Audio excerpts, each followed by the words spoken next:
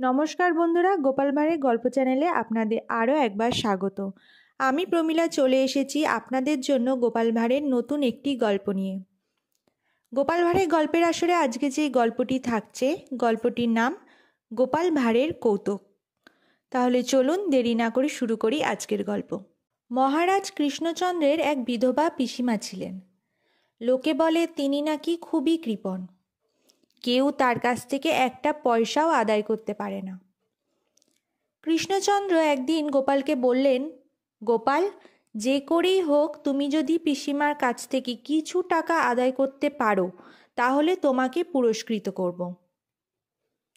এ আর এমন কি কঠিন কাজ, কালই আদায় করব মহারাজ, এই বলে গোপাল বিদায় নিল। পরদিন সকালে গোপাল পকেটে কিছু ভাজা চিংড়ি মাছ নিয়ে বাড়ির ভিতরে গিয়ে ডাকতে লাগলো, পিসিমা, ও পিসিমা, বড় ইচ্ছে আজ তোমার পাতের প্রসাদ পাই। পিসিমা বললেন, বেশ তো, এসো।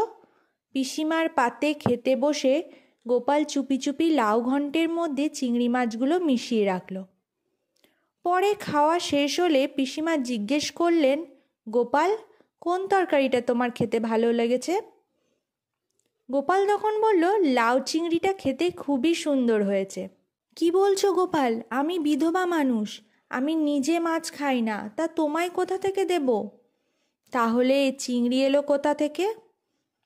পিসিমা তখন বললেন, কোথায় দেখি? গোপাল বলল, এই যে। গোপাল একটা চিংড়ি দেখালো। তখন পিসিমা অপমানে, লজ্জায় ও ভয়ে অভিভূত হয়ে পড়লেন। গোপালের হাতটি ধরে বললেন, ভুল করেই হয়তো এমন হয়ে গেছে, তবে গোপাল এ কথা যেন কারো কানে না যায়। কিন্তু গোপাল কিছুতেই মানতে রাজি নয়। শেষে আর উপায় নাই দেখে পিসিমা গোপালকে কিছু টাকা দিয়ে তার মুখ বন্ধ করলেন।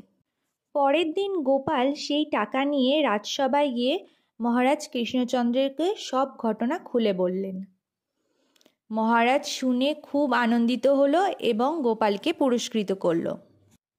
তো বন্ধুরা, এই ছিল আজকে আমাদের গোপাল ভাঁড়ের একটি গল্প, গোপাল ভাঁড়ের কৌতুক। গল্পটি আপনাদের যদি ভালো লেগে থাকে অবশ্যই লাইক, শেয়ার, কমেন্ট করবেন এবং চ্যানেলে যদি নতুন হয়ে থাকেন চ্যানেলটিকে সাবস্ক্রাইব করে আমার পাশে থাকবেন। ফিরে আসবো খুব তাড়াতাড়ি নতুন একটি গল্পের সাথে। ধন্যবাদ।